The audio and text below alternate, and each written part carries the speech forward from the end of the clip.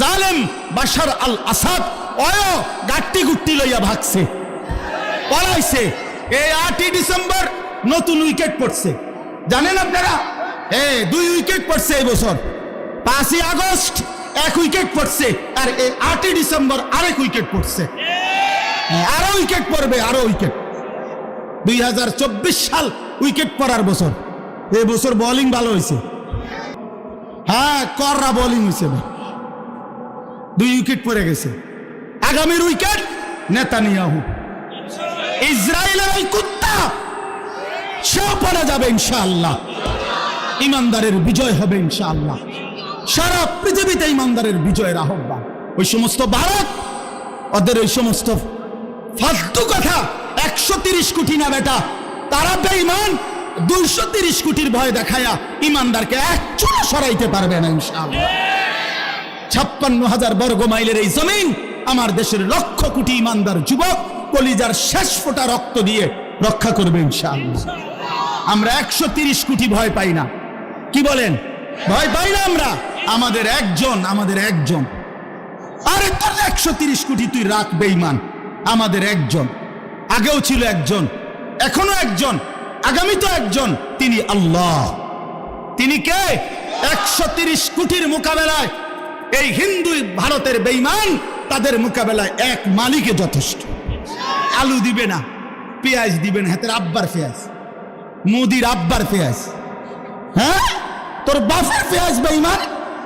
আলু দিবি না, পেঁয়াজ দিবি না, তোর বাপে খাওয়ায় পেঁয়াজ, তোর তার বাবার পেঁয়াজ না এগুলা। তাদেরকে 130 কোটি বেঈমানকে যে চাল ডাল আলু পেঁয়াজ যিনি খাওয়ায়, তিনি তো আমার আল্লাহ বেটা। তোদের কি বেটা? তোদের মূর্তি ছাড়া আছে কি? আল্লাহ যিনি তাদেরকে খাওয়ায়, তিনি আমার আল্লাহ না? তো আমার আল্লাহ তোরে খাওয়ায়, তুই আমারে দমক দেস। এই বেকুব মন্ডাসায় গিয়া কই নেই। এজন্য বন্ধু আমার, আমি অনুরোধ করলাম, চারিদিকে নওজোয়ান, ইমানের বিজয়, কালেমার বিজয় ইনশাআল্লাহ। বাংলাদেশেও কালেমার বিজয় হবে ইনশাআল্লাহ।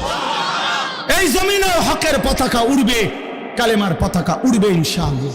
কোন সন্দেহ, আমি থাকি বা না থাকি, এটা কোনো দেখার বিষয়, এটা কোনো দেখার বিষয়। সাল্লাল্লাহু আলাইহি ওয়াসাল্লাম বলেন যে আল্লাহর কসম, তোমার দ্বারা একজন ব্যক্তি আল্লাহর পথ পাওয়া গোটা আরবের সমস্ত দামি উট তোমাকে হাদিয়া দেওয়ার চাইতেও উত্তম। রজুলান ওয়াহিদা, একজন মাত্র। তাহলে এর দ্বারা বোঝা গেল একজন মানুষের পরিবর্তনের আশাতেও বলা উচিত, চেষ্টা করা উচিত যে হোক আমার জিন্দিগির মেহনত দ্বারা আল্লাহর একজন বান্দাই আল্লাহর পথে ফিরছে। আমার আখিরাতে নাজাত দরকার, আমার পরকালের মুক্তি দরকার। সারা পৃথিবী চিনলেও কিছু যায় আসে না, না চিনলেও কিছু যায় আসে না। মানুষের কাছে এই পরিচিতি দিয়ে তেমন কোনো ফায়দা নেই, উল্লেখযোগ্য কিছুই নেই। মনে করেন কোরআনুল কারীমের মধ্যে 25 জন নবীর নাম আছে, একবারে গুণা। এখন নবী রসুল কি 25 জন? তৈলে 1.25 লক্ষ আম্বিয়া কেরাম, তো বাকিদের তো নাম নেই, কেউ জানে না। অন্যান্য কিতাবে খুঁজলে আরো নইলে 2-4-20 জনের নাম পাওয়া যাবে। তা তাইলে লক্ষের চাইতে বেশি নবী রসুলের নাম তো পৃথিবীর কেউ জানে না। তাইলে ওনারা কি ব্যর্থ? ব্যর্থ। আমাদের প্রিয় নবী সাল্লাল্লাহু আলাইহি ওয়াসাল্লাম তিনি যখন বিদায় হজ্জের মাঠে ইন্তেকালের পূর্বের বছর আরাফাতের ময়দানে হজ্জের খুতবা দিছেন, তখন নবী সাল্লাল্লাহু আলাইহি সাল্লামের সামনে 1.25 লক্ষর বেশি সাহাবী ছিল। তাহলে 1.25 লাখ সাহাবী, এই বিপুল পরিমাণ সাহাবীর নাম পৃথিবীর কোনো কিতাবে নেই। 5000 সাহাবীর নামও পৃথিবীর কোনো কিতাবে নেই। সর্বোচ্চ 313 জন সাহাবী বদরের যুদ্ধে যারা অংশগ্রহণ করছেন, উনাদের নাম একসাথে পাওয়া যায়, আছে। আরো বাকি মিলাইয়া তো মনে করেন 2000-এর নাম বা 5000-এর নামই তালাশ করে পাইল, তো বাকিদের নাম কই? বাকিদের নাম পৃথিবীর কোনো কিতাবেও নাই, কেউ জানেও না। তাইলে এখন এই বাকি সাহাবী যাদের নাম এখন পৃথিবীতে নাই, কেউ জানে না, তো ওনারা কি ব্যর্থ? এই কথাটাই বলতে চাচ্ছি। মূলত সফলতা কিংবা ব্যর্থতার জন্য মানুষের কাছে পরিচিতি কোনো বিষয় না। সফলতা কিংবা ব্যর্থতার জন্য মহান আল্লাহ পাকের কাছে আমার ফায়সালা কি হইছে সেটা বিষয়। ফামান যুহজিহা আনিন নারি ওয়া উদখিলাল জান্নাহ ফাকাদ ফাজা, সরাসরি কোরআনের আয়াত। আল্লাহ বলেন, বান্দা মরতে তো হবেই তোমাদের সকলকে, কিন্তু দেখার বিষয় হলো যাকে জাহান্নাম থেকে মুক্তি দেয়া হলো এবং জান্নাতে প্রবেশ করানো হলো, ফাকাদ ফাজা, সেই কেবল সফল হলো। তাহলে কি বোঝা গেল? সফলতা জাহান্নাম থেকে মুক্তি পাওয়া, সফলতা জান্নাত পাওয়া, হ্যাঁ আল্লাহ তাআলার পক্ষ থেকে ঘোষণা হওয়া। এই জন্য আজকে আমরা অনেকটাই এই গ্লোবালাইজেশন, বিশ্বায়নের এই যুগে, মোবাইলের এই যুগে খ্যাতির মোহ, পরিচিতির মোহ আমাদের মধ্যে খুব বেশি। একবারে সবাই মনে করে আমি একটা চুল কাটাইলাম, এটা সবাই দেখুক। আমি একটা সিবা ফ্যান্ট কিনলাম, এইটারে কয়েক আইটেমে মোবাইলের মধ্যে ছবি দিব, সবাই দেখুক। বেওকুফ, তোর এটা কে দেখবে বেটা? এই সিবা ফ্যান্ট দেখার কি আছে? এটা তো আরো কত মানুষে কইরা রাখছে, না হের এটা হে দেখাই। মোটর সাইকেলের সামনে সাইডে কাইট হইয়া, সিট হইয়া, ঠ্যাঙ্গালগি দিয়া বিভিন্ন মডেলে তার দরকার মানুষের কাছে পরিচিত, যে কোনো আইটেমে হোক। এবার প্যান্ট ফইরা হোক আর প্যান্ট খুললেও মানুষের চিনলিস, মানুষ চিনছে কিনা, আমারে পরিচিতি হলো কিনা, এটা হলো বিষয়। এই যে খ্যাতির, পরিচিতির মোহ, আকর্ষণ, এটা আমাদেরকে বরবাদ করে দিচ্ছে, আমাদেরকে শেষ করে দিচ্ছে। এই জন্য বাপ, একজনের জন্য আল্লাহর কথা দিল দিয়ে বলা উচিত। কেউ যদি 10,000 মানুষের সামনে বয়ান করে আর কেউ যদি 10 জনের সামনে বয়ান করে, মনে রাখতে হবে কোনোটাই সফলতা ব্যর্থতার মাপকাঠি না। 10,000 লোক হইলে সফল, 10 জন হইলে ব্যর্থ, এমন কথা কোরআন সুন্নাহর কোথাও নাই। ইসলামের মধ্যে সংখ্যাগরিষ্ঠতা হিসাব না, কোরআন সুন্নাহ সম্মত হওয়া এটা হিসাব। গণতান্ত্রিক পদ্ধতিতে সংখ্যাগরিষ্ঠতা হইল মূল বিষয়। 51 জন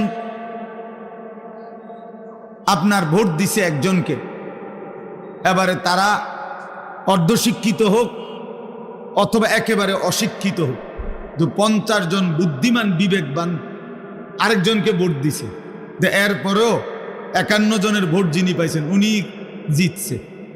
কারণ এখানে সংখ্যা বেশি, একজন বেশি। এখানে যোগ্যতা বিষয় না, এখানে মূল বিষয় হলো ভোট একটা বেশি। এটা হলো এই গণতান্ত্রিক পদ্ধতির একটা ব্যর্থতা। এখানে উপযুক্ত ব্যক্তি নির্বাচনের সুযোগ কম, এখানে ভোট হিসাব, সংখ্যা হিসাব, গরিষ্ঠতা হিসাব। কিন্তু ইসলামের মধ্যে, কোরআন সুন্নাহর মধ্যে এইটা হিসাব নেই। এখানে সফলতা কিংবা ব্যর্থতার জন্য কোরআন সুন্নাহ, ঈমান, ইলম, আমল, তাকওয়া, এটা জরুরি, এটাই জরুরি। হযরত বেলাল রাদিয়াল্লাহু তাআলা আনহু, তিনি প্রচন্ড কালো ছিলেন, কিন্তু কোরআনুল কারীম আল্লাহ তাআলা বেলালকে বলছেন সবচেয়ে সম্মানিত আল্লাহর নিকট যে ব্যক্তি, তার মধ্যে অন্যতম হযরত বেলাল। ইন্না আকরামাকুম ইনদাল্লাহি আতকাকুম, কোরআন শরীফের 26 পারায় সূরা হুজরাতের মধ্যে এটা আছে। আল্লাহ বলছেন আল্লাহর নিকট সবচেয়ে সম্মানিত ওই ব্যক্তি যে সবচেয়ে বড় মুত্তাকি, তাকওয়াবান, আল্লাহ ভীরু, গুনাহ থেকে পবিত্র থাকে, নেক আমলে অভ্যস্ত থাকে, তারই বলে মুত্তাকি। এক্ষেত্রে সবচেয়ে বড় মুত্তাকি যে সবচেয়ে বেশি আল্লাহ ভীরু, গুনাহ থেকে মুক্ত, আল্লাহর ইবাদতে অভ্যস্ত, সে আল্লাহর নিকট সবচেয়ে দামি। তাফসীরের মধ্যে আছে এই আয়াত নাজিল হয়েছে হযরত বেলালের প্রশংসা। প্রথম সম্বোধন উনাকে করছেন আল্লাহ, যে বেলাল আমি আল্লাহর নিকট সবচেয়ে দামি। তাহলে কালো নিগ্রু মানুষ তাকওয়ার কারণে, ঈমানের কারণে আল্লাহর কাছে সবচেয়ে দামি।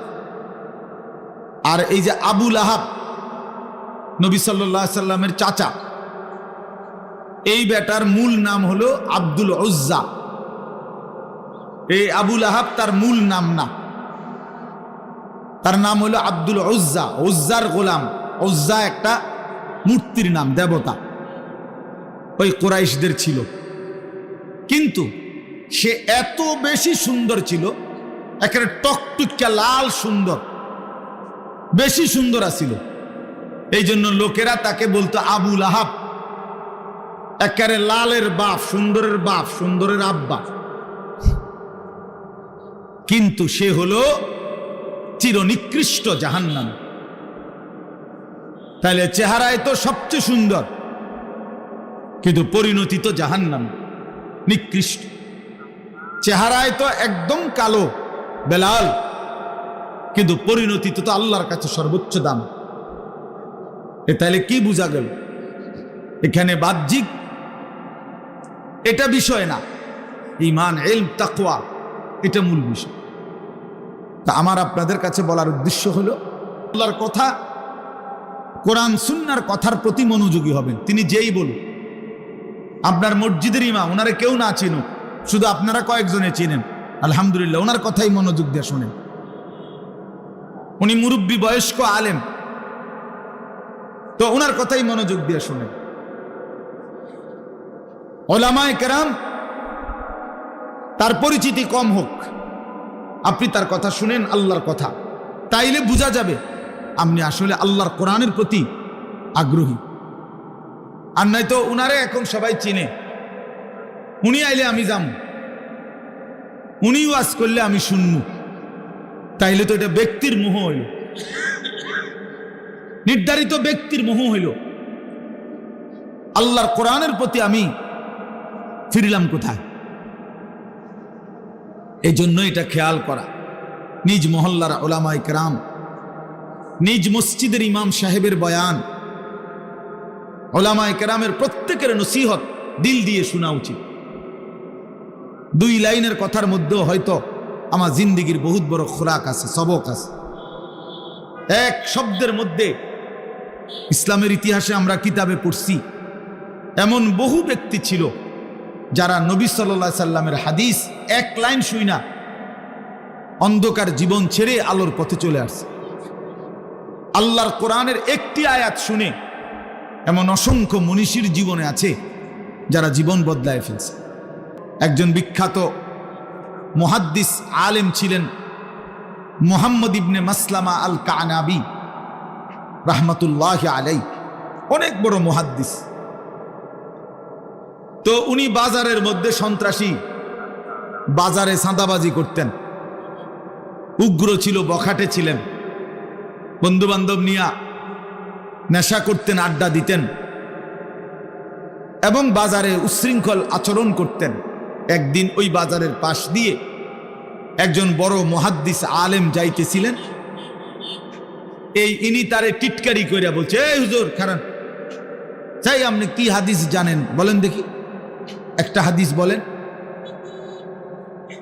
তো এইটা বলাতে ওই আলেম ইমাম শুবা রাহমাতুল্লাহি আলাইহি উনি নিয়ত করলেন মনে মনে যে আল্লাহ, তোমার বান্দাকে দেখেই বোঝা যাইতেছে উচ্ছৃঙ্খল, বখাটে, কিন্তু শুনতে তো চাইছে আপনার বন্ধুর হাদিস। টিটকারি করে কোক, মস্কারি করেই বলুক, হাদিস তো শুনতে চাইছে। আমি একটা হাদিস বলি, আপনি বরকত দিয়েন। এই কথা বলে বলছে, যুবক শোনো, নবী সাল্লাল্লাহু আলাইহি ওয়াসাল্লাম বলছেন, ইজা লাম তাস্তাহি ফাসনা মা শি'তা। যখন কারো লজ্জা নাই, শরম নাই, তো এবার তুমি যা ইচ্ছা তাই করো। যার হায়া নাই, যার শরম নাই, সে যা ইচ্ছা তাই করুক। নবী সাল্লাল্লাহু আলাইহি সাল্লাম বললেন, আমি জানি না, যা তোর যা মন চা তাই কর, যেহেতু তোমার কোনো লজ্জাই নেই, হায়াই নাই, শরমই নাই। এইটা রাসূলুল্লাহ সাল্লাল্লাহু আলাইহি ওয়াসাল্লামের হাদিস। এই কথা বলে তিনি চলে গেলেন। এই যুবক মুহাম্মদ ইবনে মাসলামা ওইখানেই বসে রইলেন। তো সাথের বন্ধুরা বললেন, ওস্তাদ উঠতেন না, চলেন। বুঝছে না, তোমরা কি বুঝছো বন্ধু, এই হাদিস তো নবী সাল্লাল্লাহু আলাইহি সাল্লাম আমার জন্য বলছে। আমি তো লজ্জা নাই, শরম নাই, যার ফলে যা মন চায় তাই করি, অন্যায় করি, নাফরমানি করি, বখাটেপনা করি, মানুষের উপরে জুলুম করি, জবরদস্তি করি। কাজে আমার কোনো চরিত্র নাই, আমার কোনো হায়া নাই, এজন্যই তো আমি যা ইচ্ছা তাই করি। তো রাসূল সাল্লাল্লাহু আলাইহি সাল্লাম তো এই তিরস্কার আমারে করছেন, যাও ছেড়ে দিলাম অন্ধকার এই রাস্তা। এই এক কথার উপরে পরবর্তীতে উনার কাছে গেছেন ওই ইমাম শুবা, ওই যিনি বলছিল হাদিস, উনার কাছে গিয়ে উনার ছাত্র হয়ে হাদিস শিখে ওই জামানার সর্বশ্রেষ্ঠ মুহাদ্দিস হয়েছে। এই এক কথায় জিন্দেগি বদলে গেছে। এই জন্য বাপ, আল্লাহর কথা দিল দিয়ে শুনবেন। নিজ মহল্লার ইমাম সাহেব, ওলামায়ে কেরাম, প্রত্যেকের কথা দিল দিয়ে শুনবেন। আসরের পরে বলুক সেটাও দামি, জোহরের পরে বলুক এটাও দামি, 20 মিনিট বলুক এটাও দামি, 2 ঘন্টা বলুক এটাও দামি। প্রত্যেকের কথাকেই আল্লাহর কথা যখন বলে দামি মনে করা উচিত, তাইলে বরকত হয় নিজের মধ্যে। আর নাই তো শুধু ব্যক্তি বিশেষের মোহ হইলে এটার মধ্যে জিন্দেগি হয় না। আল্লাহ আমাদেরকে বুঝার তৌফিক দান করেন। এটাই সর্বযুগে পরীক্ষিত কথা, এটা তাজরিবা, অভিজ্ঞতা লব্ধ কথা যে জিন্দেগি বদলা সরাসরি সোহবতে, সরাসরি সান্নিধ্যে হক্কানি রব্বানি মুত্তাকি উলামায়ে কেরাম, কোন আল্লাহওয়ালার কাছাকাছি সান্নিধ্যের বরকতে, তার নৈকট্য সংস্পর্শের বরকতে মানুষের জিন্দেগি বদলায়। এই জন্য প্রিয় ভাই, এই যারা যে কয়েকজনের হাতে মোবাইল, এগুলো নামায় ফেলেন, এমনি শুনেন, অল্প একটু কথা এমনি শুনলে বরকত হবে। আল্লাহ আমাদেরকে তৌফিক দান করেন। কোরআনুল কারীমের 30 নম্বর পারা, 83 নম্বর সূরা, এনে এসে বসেন। লাল রুমালওয়ালা এখানে এসে বসেন। আচ্ছা, আপনার সুবিধা মনে হইলে আপনি বহুত বড় বুজুর্গ নিচে বয়ে গেছে, আল্লাহ কবুল করেন। 83 নম্বর সূরা কোরআনুল কারীমের 30 নম্বর পারা। সূরাটার নাম হলো তাতফিফ, মুতাফফিফিন, তাতফিফ এই সূরার নাম। 83 নম্বর সূরা, 30 নম্বর পারা। আমি এই সূরার 5টা আয়াত আপনাদের সামনে তেলাওয়াত করেছি। 22, 23, 24, 25, 26, 5টা আয়াত। মোট সূরার মধ্যে 36টা আয়াত, ছোট সূরা। এই সূরার মাঝখান থেকে এই 5টি আয়াত তেলাওয়াত করেছি। ইনশাআল্লাহ আর অল্প একটু সময়ে আমরা এই 5টি আয়াত এবং প্রাসঙ্গিক সামান্য কিছু কথা আরজ করতে চাই। আল্লাহ তাআলা আমাদেরকে তৌফিক দান করুন। প্রথম কথা হলো, সূরাটার নাম হলো তাতফিফ। এই শব্দটা বুঝছেন কিনা আগে কোন? তাতফিফ বলেন তো। ত 2 বার আর কি, ত আকার তা, ত, তাতফিফ। বড় ফ, ফল লিখতে যেই ফ, ফ দীর্ঘিকার ফি, ফ, তাতফিফ। একটা কারণ আছে কেন এতটা ভাঙ্গা বলল, এটা একটা গুরুত্বপূর্ণ শব্দ এটা কোরআনে। এই তাতফিফ অর্থ হলো ওজনে কম দেওয়া। আরেকটু ব্যাপক অর্থ হইল কোন প্রাপককে তার প্রাপ্য কম দাও। গ্রাহক প্রাপক যিনি আমার কাছে কিছু পাবে তাকে আমি যখন দিচ্ছি তখন কমায় দেওয়া, ঠকায় দেওয়া, এটাকে বলা হয় তাতফিফ। এই লোককে বলা হয় মুতাফফিফ, যে ঠকায়, কম দেয়। কোরআনুল কারীমের এই সূরার মধ্যে আল্লাহ তাআলা এই কথাই স্পষ্ট প্রথম আয়াতে বলছেন, ওয়াইলুল লিল মুতাফফিফিন। এই প্রাপককে তার প্রাপ্য যে কম দেয়, ঠকায়, ওজনে কম দেয়, পরিমাপে কম দেয়, আল্লাহ বলেন তার জন্য জাহান্নাম। আল্লাযীনা ইযা ইক্তালু আলান নাসি ইস্তাওফুন। আল্লাহ ব্যাখ্যা করে দিতেছে এই তাতফীফ বলতে কি, আল্লাহ নিজেই বুঝাই দিচ্ছে যে এরা হচ্ছে সেই মানুষ যারা নিজেরা যখন নেয় পূর্ণ নেয়, ওয়া ইযা কালুহুম আও ওয়াজানুহুম ইউখসিরুন। কিন্তু অন্যকে যখন মাইপা দেয়, অন্যকে যখন দেয় তখন কমায় দেয়। নিজে নিলে পূর্ণ নেয়, নিজে নিলে 60টাতেই সবসময় হালি, অন্যরে দিলে মাঝে মাঝে 3টাতেও এক হালি। ধরা পড়লে বলে ভাই বেখেয়াল হয়ে গেছে, ভুল হয়ে গেছে। আমাদের গ্রাম অঞ্চলে বলে যে যদি বলেন বেখেয়ালে 5টা হয় না, না এত পাগল না, এত বেখেয়াল না, বুঝেন নাই? পাগল হইলেও এত পাগল না যে 5টায় এক হালি গণব, না না 3টায় গণন যায়, কিন্তু কি হয় না 5টায় গণেন। তার মানে আসলে মূলত বেখেয়াল না, বরং ইচ্ছাকৃতভাবেই কি করছিল, একটা কম দিছিল। এই মুতাফফিফ। ইসলামের ইতিহাসে আল্লাহ তাআলা কতগুলো জাতিকে পৃথিবীর ইতিহাসে চূড়ান্ত আযাব দিয়ে একেবারে পুরা কওম, পুরা জাতি ধ্বংস করে দিছে। অবাধ্য জাতি পৃথিবীর ইতিহাসে এরকম উল্লেখযোগ্য কিছু জাতি আছে, কোরআন শরীফে আছে। বিশেষ করে যেমন নূহ আলাইহিস সালামের কওম, যাদেরকে আল্লাহ তাআলা পানিতে ডুবাইয়া একবারে পুরা কওম শেষ করে দিছে। হযরত হুদ আলাইহিস সালামের কওম, কওমে আদ, এদেরকে আল্লাহ তাআলা ঝড়ো বাতাস দিয়ে পুরা জাতিকে ধ্বংস করে দিছে। হযরত লূত আলাইহিস সালামের কওম, সম্প্রদায়, এদেরকে আল্লাহ তাআলা জমিন উল্টায়া জিন্দা মাটির নিচে, সাতবক জমিনের নিচে ফেলে আশ্রয়া শেষ করে দিছে।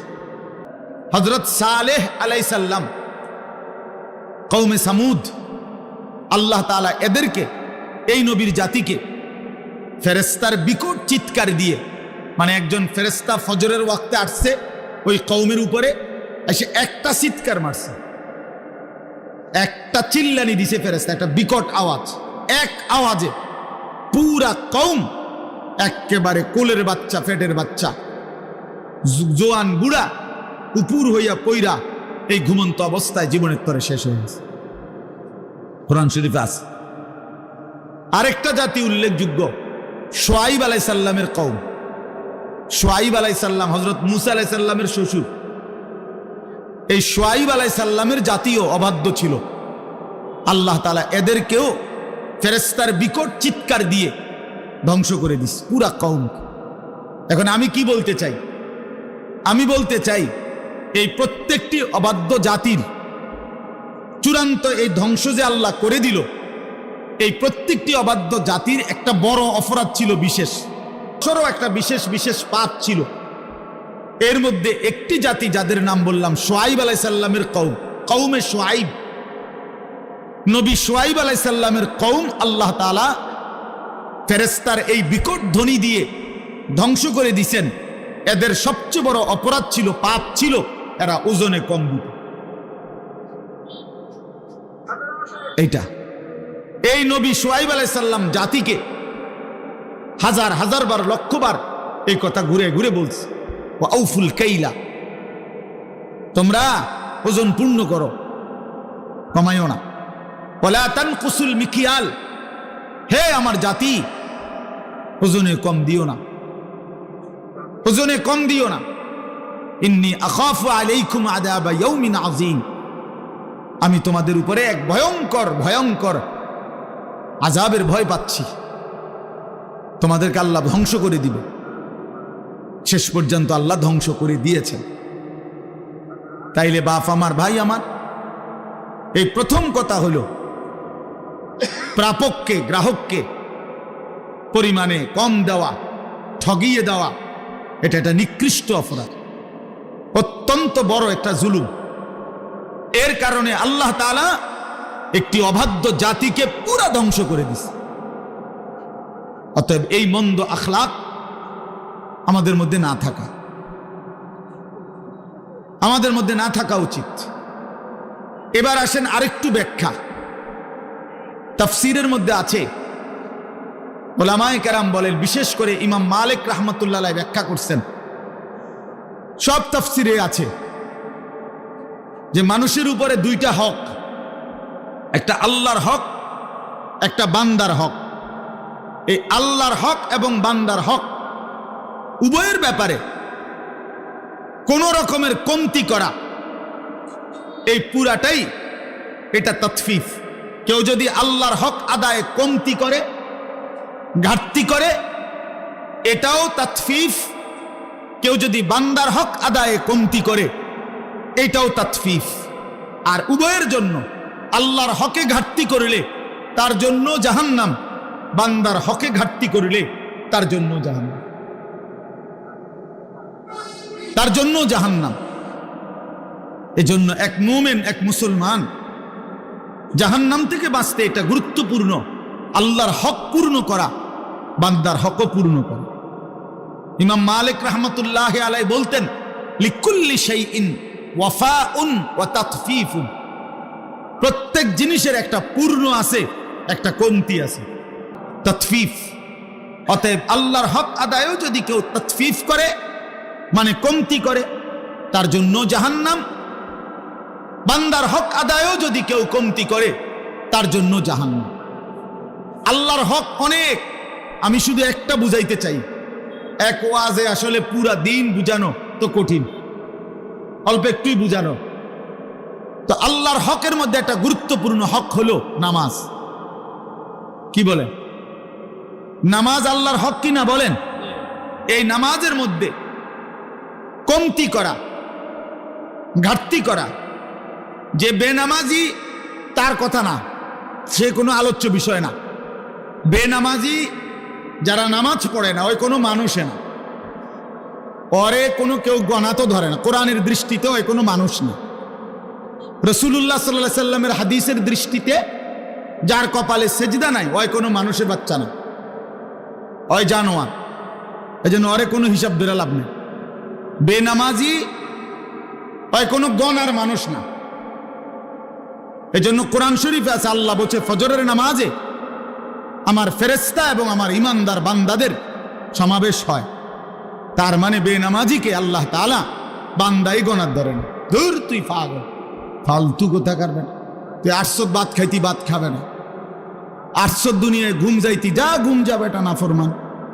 800 পেশাব পায়খানা ধরলে পেশাব পায়খানা করবি, খাইবি, ঘুমাইবি, যৌন চাহিদা পূরণ করবা, খালাস, এরই নাম জিন্দিগি। এ তো জানোয়ারের জিন্দিগি। এক জানোয়ারও গরু, ছাগল, কুকুর, বিড়ালও খায়, ঘুমায়, পেশাব পায়খানা করে, যৌন চাহিদা পূরণ করে।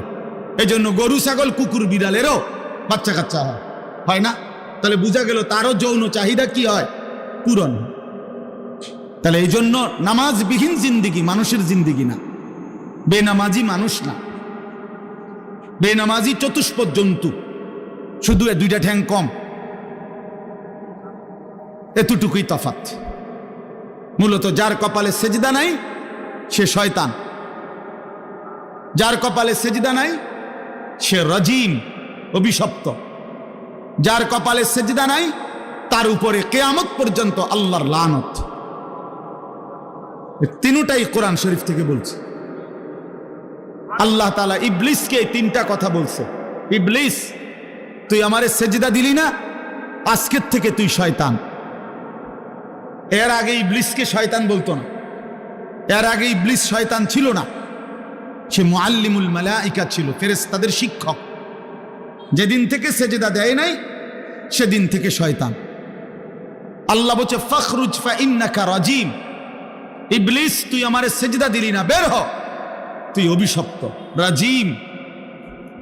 আউযু বিল্লাহি মিনাশ শাইতানির রাজিম।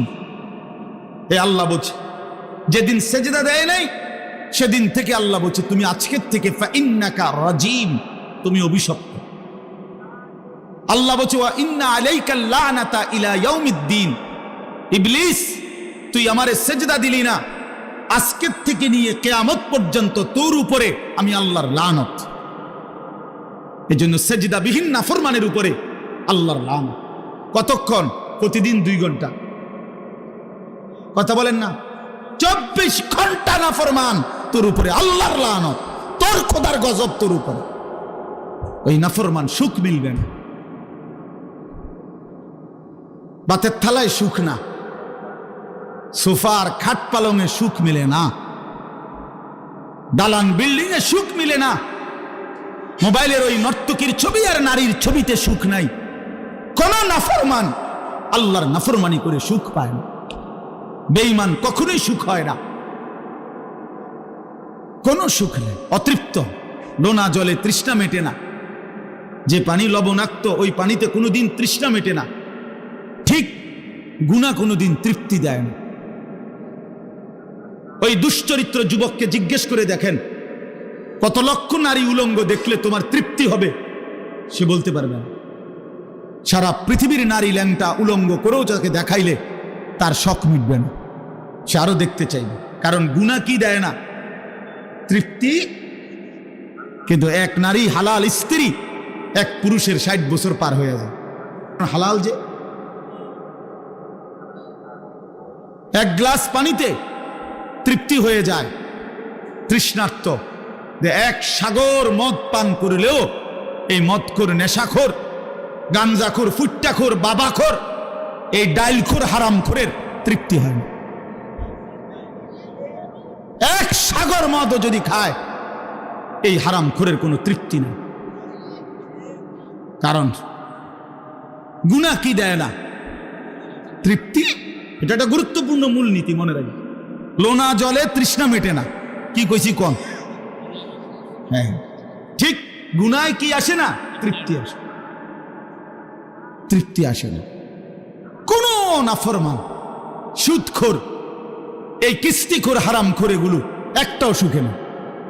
দুনিয়া তারে রাক্ষসের মতো কামড়াইয়া খায়, তার সারাক্ষণ শুধু অস্থিরতাই থেকে যায়, থেকে যায়। দুনিয়া দুনিয়া লাইয়ামলা আফাহু ইল্লা তুরাব। আল্লাহ বলে নাফরমানের পেট ভরবে না, মুখ ভরবে না। লাইয়ামলা আফাহু, তার মুখ ভরবে না, ইল্লা তুরাব, কবরের মাটি মারা পর্যন্ত, কবরের মাটি ফেলা পর্যন্ত তার মুখ ভরবে না। রাসূলুল্লাহ সাল্লাল্লাহু আলাইহি সাল্লাম বলছে গুনাহ তৃপ্তি দেয় না, হারাম তৃপ্তি দেয় না। প্রিয় বন্ধু আমার, নওজোয়ান সাথী আমার, এক ভাইও যদি বুঝে থাকো ভাইয়া, তো আমি তুমি একজনের জন্যই মনে করো বললাম। গুনাহ তৃপ্তি দেয় না। সারা রাত অশ্লীল উলঙ্গ ছবি, মোবাইলের এই নাচ গান, এটা কশ্চিন কালেও সুখ দিবে না। বেপর্দা নারী একটাও সুখে নেই। দেখে না বেডিরে জিগান যে আপনি যে সাজলেন বাইর হইলেন, কতজন বেডই দেখলে আপনি তৃপ্তি হবে? আপনি একটা হিসাব দেন, সে বলতে পারবে না। কোন গুনাহ আমি করি আর আপনি করেন, কোন গুনাহ কাউকে সুখ দেয়, গুনাহ কাউকে তৃপ্তি দেয় না বাপ। এটা বোঝা উচিত। আল্লাহ আমাদেরকে বুঝার তৌফিক দান করেন। তাইলে বুঝাইতে চাইলাম, তাতফিফ, আল্লাহর হক বান্দার হক, এক্ষেত্রে ঘাটতি করা, এটার জন্য জাহান্নাম। তাহলে নামাজের কথা বলতে গিয়ে বললাম, নামাজ যে পড়ে তার কথা বলছিলাম। বেনামাজি হিসাবে নাই, বেনামাজি ওটা খায় দায় ঘুমায়, কুলু ওয়া তামাত্তাউ কালিলান ইন্নাকুম মুজরিমুন। আল্লাহ বলে নাফরমান ঠিক আছে, কিছু সময়ের জন্য দুনিয়া খাও, ভোগ করো, বাকি মনে রাখো তুমি কিন্তু পাপী। কথাবার্তা পরে হবে, ফিডা টাঙ্গাইয়া ফিটমু আমি আল্লাহ। তুমি কি মনে করছো? ফায়াউমা ইদিল্লা ইউআযিবু আযাবাহু আহাদ ওয়ালা ইউসিকু ওয়াসাকাহু আহাদ।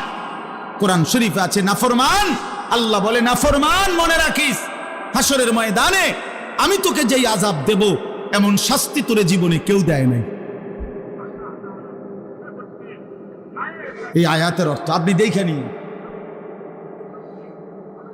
ওয়ালা ইউসিকু ওয়াসাকাহু আহাদ, আল্লাহ বলছে নাফরমান তোকে এমন বাধা বাঁধবে, আমার ফেরেশতারা এমন শক্ত বাধা বেঈমান তোরে দুনিয়ার জীবনে কেউ বাঁধে নাই। তুই আমার কি ভাবছো বান্দা? তুমি আমারে মনে করছো রহমান, রাহিম, গফফার, গফুর, এগুলোই শুধু শুনছো না? আমি যে জব্বার, আমি যে কাহার, আমি যে আজিজ, আমি যে জুনতিকাম, এগুলো শুনো নাই? আমার যে আরো নাম আছে এটি শুনো নাই? আমি যে কঠিন শাস্তিদাতা, আমি যে চূড়ান্ত প্রতিশোধ গ্রহণকারী, আমি যে খুব দ্রুত হিসাবকারী, এগুলো শুনো নাই? আমি যে প্রবল প্রতাপান্বিত, এটা শুনো নাই? এটা জরুরি, এটা বোঝা জরুরি। মহান আল্লাহ পাক রব্বুল আলামিনের কথা। বান্দা তুমি ভুল কইরো না, দুনিয়া খাও, আমি বাধা দেব না। দুনিয়া আমি নাফরমান পাপী, আমি চতুষ্প জন্তু জানোয়ারকেও দুনিয়া খাইতে দেই। বা আসেন সবাই আগায় আসেন, তাকাইবেন না, আপনি আগাইলে ওইটা আপনি কীর্তেন পিছন মনে করেন কেউ বসছেন, আপনার কইছি আর কি, আপনি আসেন, আগায় আসেন। মাশাআল্লাহ। তাইলে বাপ এখানে উদ্দেশ্য হইল আমার বলা, নামাজ যে আদায় করে এই ব্যক্তি তাতফিফ যদি করে, তো আল্লাহর হকের মধ্যে যদি কমতি করে তার জন্য জাহান্নাম। তার মানে কি? তার মানে হলো তাফসিরে স্পষ্ট আছে, নামাজের মধ্যে যা কিছু করতে হয়, নামাজের তেলাওয়াত, নামাজের তাসবিহাত, নামাজের রুকু, নামাজের সেজদা, নামাজের তাশাহুদ, এগুলোর মধ্যেও যে কমতি করে, ঘাটতি, তা সেও মুতাফফিফ, তার জন্য জাহান্নাম। বুঝছেন নি আমার কথাটা? রুকু দেয় দিয়া একটু মাথা আলগি দিয়ে নিচের দিকে জায়গা, এমন ভদ্রলোক দেখছেন কোনোদিন? আমি দেখছি। সেজদা দেয় একটা দিয়া মাথাটা একটু আলগি দিয়ে আরেকটা মারে, দুইটা সেজদা। কার লগে বাটফারি করেন? সিটারি যে কি ধরনের সেজদা দিলেন? মস্কারি করেন?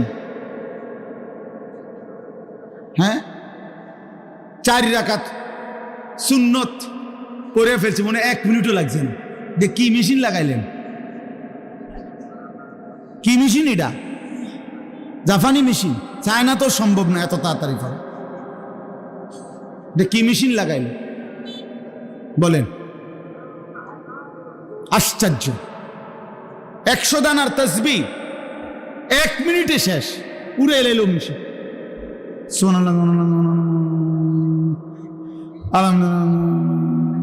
আল্লাহ, এটা কি ফাইজলামি? এগুলো এটা মস্কারি না, এটা তামাশা না। রাসূলুল্লাহ সাল্লাল্লাহু আলাইহি ওয়াসাল্লাম এভাবে তাসবিহ পড়তেন। আম্মা জান আয়েশা রাদিয়াল্লাহু তাআলা আনহা বলেন, রাত গভীরে নবী সাল্লাল্লাহু আলাইহি ওয়াসাল্লাম এত লম্বা সেজদা দিতেন, মাঝে মাঝে আমি ভাবতাম নবী সাল্লাল্লাহু আলাইহি ওয়াসাল্লামের ইন্তেকাল হলো কিনা সেজদা অবস্থায়। এজন্য পায়ের পিছনে আঙ্গুলের মধ্যে আমি আঙ্গুল লাগাইয়া স্পর্শ করতাম তিনি জীবিত আছেন কিনা। আপনি এত লম্বা সেজদা না দেন, কিন্তু সুন্নত মোতাবেক যেতটুকু সেজদা এটুকুও দিবেন না। 2 সেজদার মাঝখানে সোজা হইয়া বসা, এটা তো ওয়াজিব। রুকু থেকে সোজা হয়ে দাঁড়ানো, এটা তো ওয়াজিব, এটা ছেড়ে দিলেন। আর তাসবিহ এবং নামাজ এত দ্রুত কেমনি শেষ করলেন? আল্লাহ নবী সাল্লাল্লাহু আলাইহি সাল্লামের হাদিস, আমি নিজে পড়াইছি বাপ।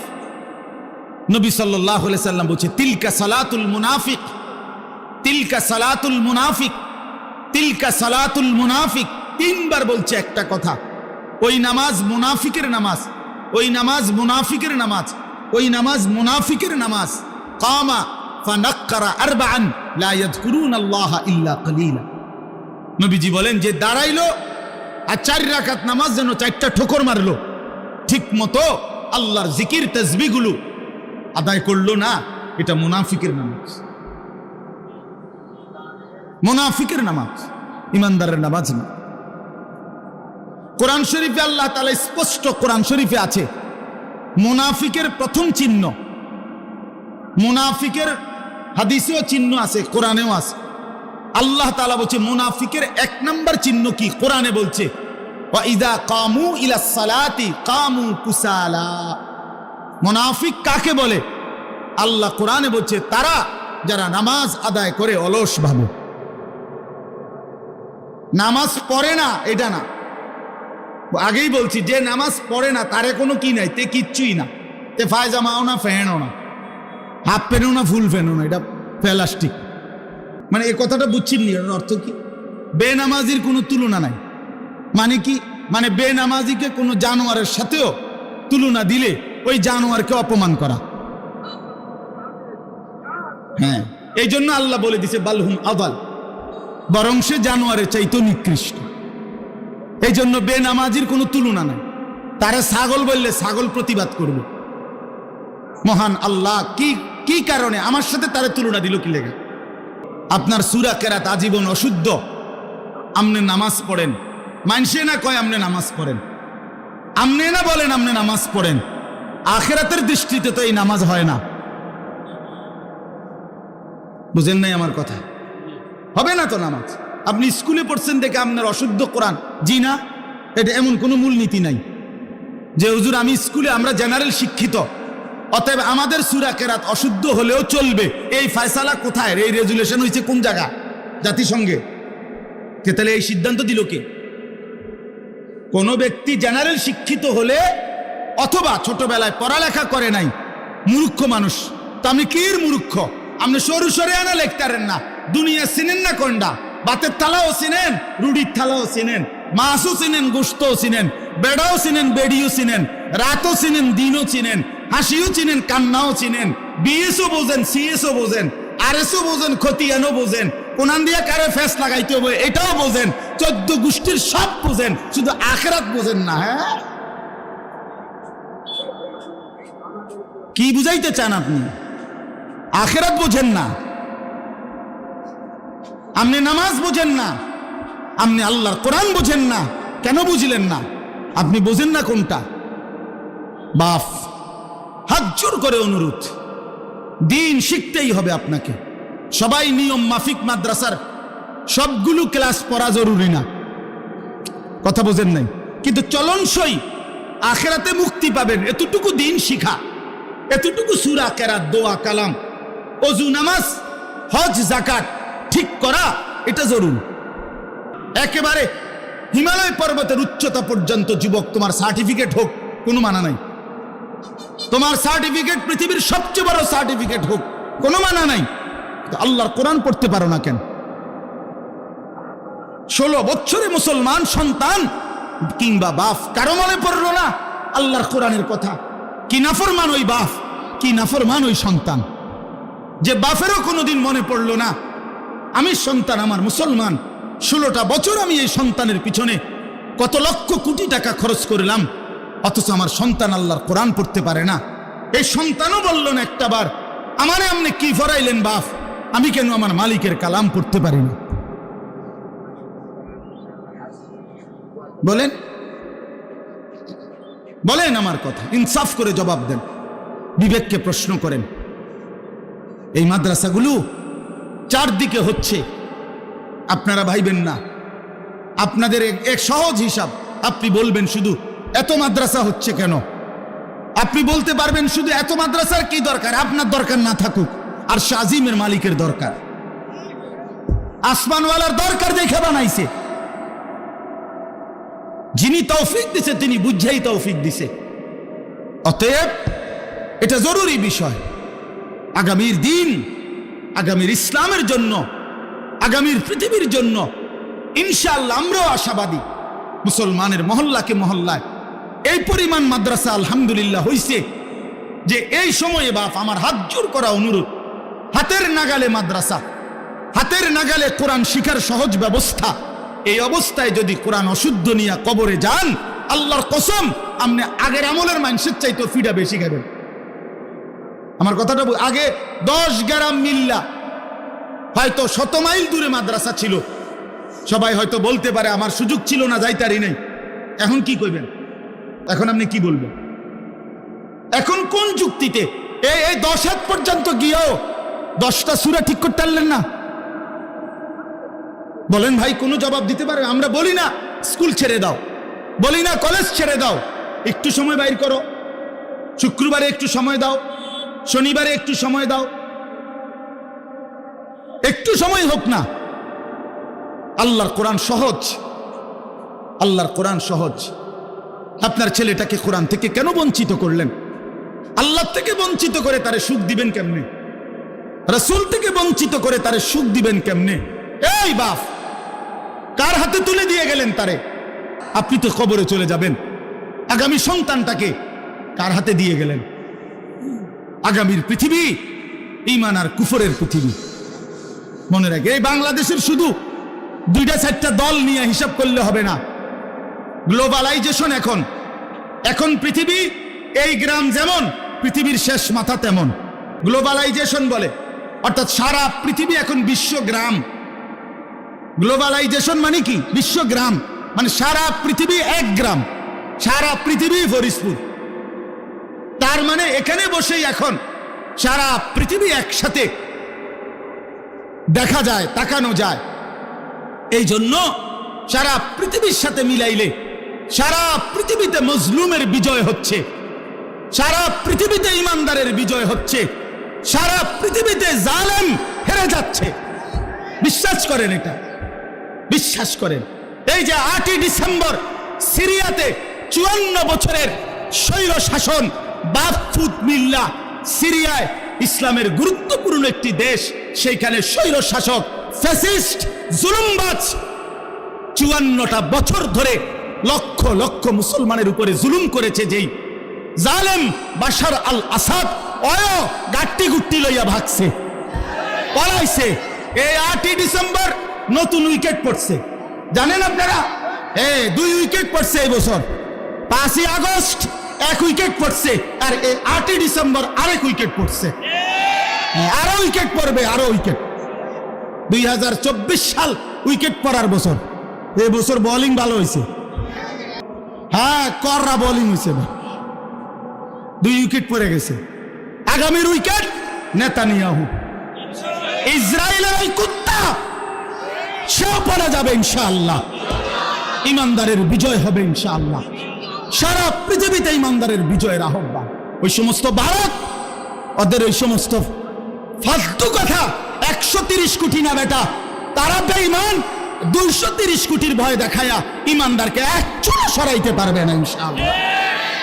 56,000 বর্গ মাইলের এই জমিন আমার দেশের লক্ষ কোটি ইমানদার যুবক কলিজার শেষ ফোঁটা রক্ত দিয়ে রক্ষা করবে ইনশাআল্লাহ। আমরা 130 কোটি ভয় পাই না, কি বলেন? ভয় পাই না আমরা।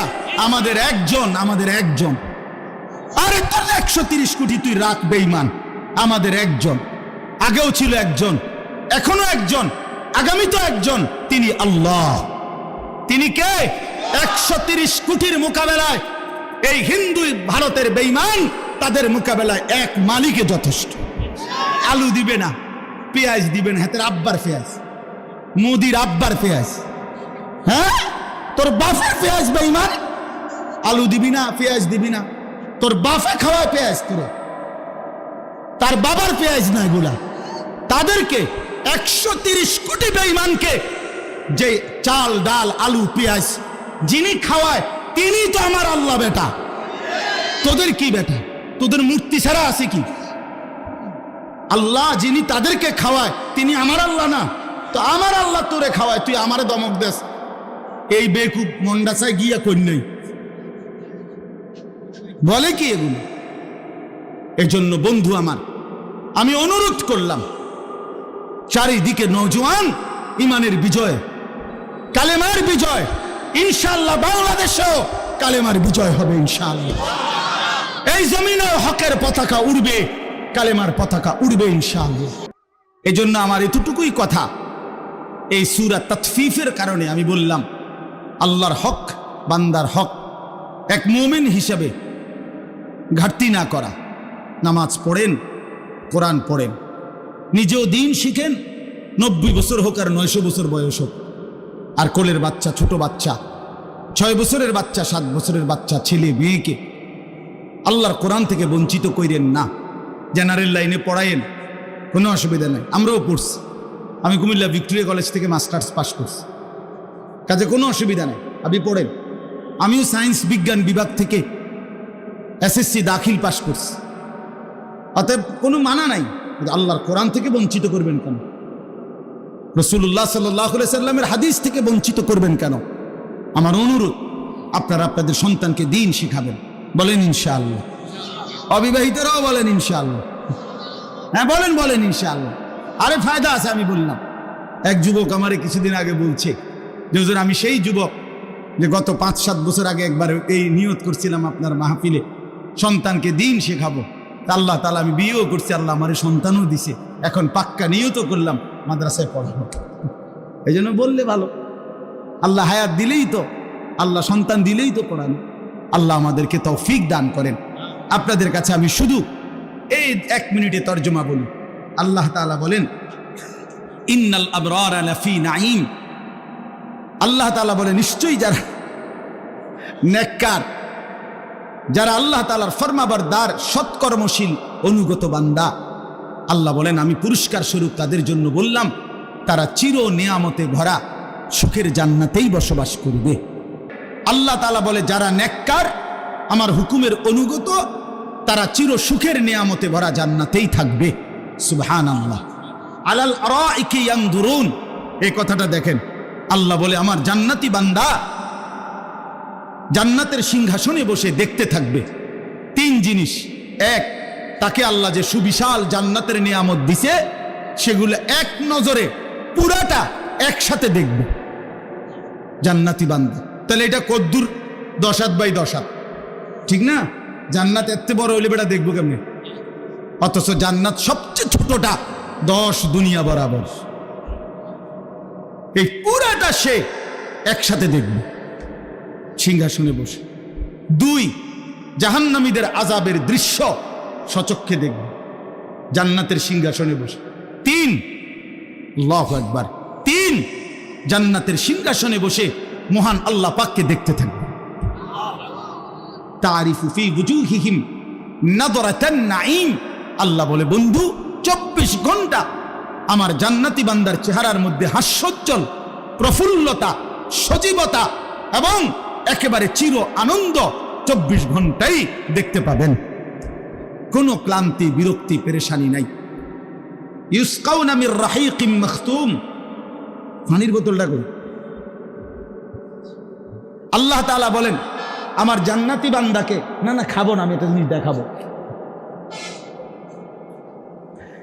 আল্লাহ তাআলা বলেন, ইউসকাউনা মির রাহিকিম মাখতুম, আমার বান্দাকে জান্নাতের মধ্যে, প্রত্যেক বান্দাকে শরাব, জান্নাতের পানীয় পান করানো হবে, তবে সেটা হবে মাখতুম, মোহরাঙ্কিত, সিল মারা।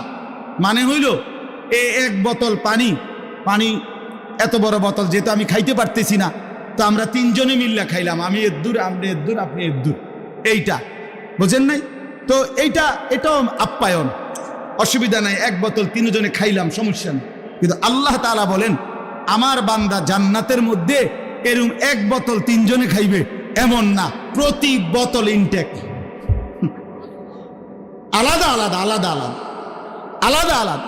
মাখতুম অর্থ হইল প্রত্যেকটা সিল মারা, প্রত্যেকটা সিল গালা লাগানো, প্রত্যেকটা মোহরাঙ্কিত, প্রত্যেকটাই আলাদা আলাদা পানীয় পান করবে। খিতামুহু মিস্ক, আর প্রতিটা মোহর, প্রতিটা সিল সরাইলেই পুরাটা জান্নাত মিস্কের ঘ্রাণে ভরে যাবে। এমন প্রিয় পানীয়, এমন উত্তম সুগন্ধিময় পানীয় আমি আল্লাহ আমার বান্দাকে জান্নাতে পান করাইতে থাকব। সর্বশেষ কথা হলো, এই কথাটা বলার জন্যই মূল আমার পড়া, ওয়াফি যালিকা ফালিয়াতানাফাসিল মুতানাফিসুন। আল্লাহ তাআলা বলেন, হে আমার বান্দারা, অতএব আমি তোমাদেরকে বলছি, তোমাদের উচিত জান্নাতের জন্যই কেবল প্রতিযোগিতা করা। কিসের জন্য? প্রতিযোগিতা, কারাকারি, আগাইবার চেষ্টা জান্নাতের জন্যই করা উচিত। প্রিয় বন্ধু, বাপ ভাই, শেষ কথা এটাই মনে রাখবেন, এই পৃথিবী নিয়ে যারা কারাকারি করে, প্রতিযোগিতা করে, তাফসিরে মাআরিফুল কোরআনে লিখছে বড় আশ্চর্য কথা, বলছে, হে দুনিয়াবাসী, দুনিয়া নিয়ে যত প্রতিযোগিতাই করো, যদি ফার্স্ট হও তাইলেও মরে যাইবা, যদি লাস্ট হও তাইলেও মরে যাবে। তার লাভ হইল কি? লাভ হইল কি? এটা তো শেষই হয়ে যাবে, এখান থেকে তো তোমাকে চলেই যেতে হবে। এই জন্য আল্লাহ পাক বলে, বান্দা ফালিয়াতানাফাসিল মুতানাফিসুন, অতএব দুনিয়া অর্জনের প্রতিযোগিতায় ব্যস্ত না হয়ে জান্নাত অর্জনের জন্য প্রতিযোগিতা করা উচিত। কারণ সেইটা কোনোদিন তোমার থেকে শেষ হবে না, তোমারও সেখান থেকে কোনোদিন বের করা হবে না। না জান্নাত শেষ হবে, না তোমার মৃত্যু হবে। আল্লাহ আমাদেরকে তৌফিক দান করেন। আল্লাহ তাআলা এই ইকরা, ফরিদপুর ইকরা তালিমুল কোরআন মাদ্রাসা আল্লাহ তাআলা কবুল করে নেন। আপনাদের সন্তানদেরকে ভর্তি করায়েন, দিন শিখায়েন, আশপাশের সবগুলো মাদ্রাসাকে ভালোবাসেন। আল্লাহ আপনাদেরকে তৌফিক দান করেন। আজকের এই মাহফিলে আরো ইনশাআল্লাহ আমাদের প্রিয় ভাই, বড় ভাই হযরত মাওলানা মুফতি আশরাফুল আলম ওবায়দী দামাত বারাকাতুহুম, তিনি বয়ান করবেন, অনেক সুন্দর বয়ান করে। এবং ঢাকা থেকে একজন অত্যন্ত তরুণ, তেজস্বী, চমৎকার বয়ান করে একজন আলেম হযরত মাওলানা মুফতি আরিফ জব্বার কাসিমি, তিনি অনেক সুন্দর। হযরত মাওলানা মুফতি আরিফ বিন হাবিব, ওনার মতো অনেকটা বয়ান করে, খুব সুন্দর তার কথা, এবং কোরআন সুন্নাহ ভিত্তিক, রেফারেন্স ভিত্তিক বয়ান করে। আমি এবং এই মাওলানা একই মসজিদে, ঢাকা খতিব, এক মসজিদে জুমা পড়াই। তার মানে অর্ধেক অর্ধেক করে, হ্যাঁ অর্ধেক অর্ধেক করে, মানে একদিনে অর্ধেক না, এক মাসে অর্ধেক অর্ধেক। অর্থাৎ আমি 2 জুমা পড়াই ওই মসজিদে, এই মাওলানা সাহেবও 2 জুমা পড়ায়। প্রথম 2 জুমা এই মাওলানা পড়ায়, তৃতীয় এবং চতুর্থ জুমা আমি জুমা পড়াই। একই মসজিদের খতিব আমরা 2 জন। আর আমি কুমিল্লা শাসনগাছার ওইখানে 2 জুমা পড়াই। এই হিসাবে ভাঙ্গা। তো আল্লাহ তাআলা মাওলানা সাহেব আসবেন, বয়ান করবেন, আপনারা নামাজের পরে আবার যথারীতি ওলামায়ে কেরামের নসিহত শুনবেন। আল্লাহ সবাইকে তৌফিক দেন, কবুল করেন, ভালো করেন।